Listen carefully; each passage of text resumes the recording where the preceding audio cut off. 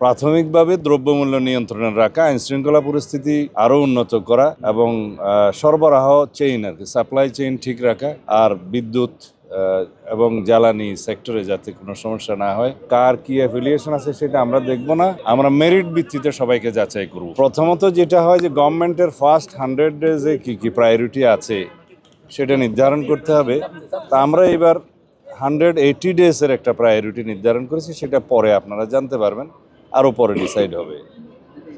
সরকারের অগ্রাধিকার বিবেচনায় আমরা প্রাথমিকভাবে দ্রব্যমূল্য নিয়ন্ত্রণে রাখা, আইনশৃঙ্খলা পরিস্থিতি আরও উন্নত করা এবং সরবরাহ চেইন সাপ্লাই চেইন ঠিক রাখা, আর বিদ্যুৎ এবং জ্বালানি সেক্টরে যাতে কোনো সমস্যা না হয়, গ্যাস এবং বিদ্যুতে, সেটার প্রতি লক্ষ্য রাখে। These are the priorities.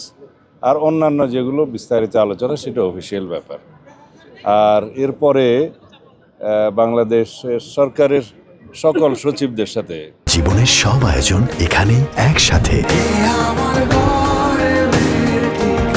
যেটা মিটিং হয় সেটাও প্রথামাফিক। তিনি সেক্রেটারিদের উদ্দেশ্যে অ্যাড্রেস করেছেন।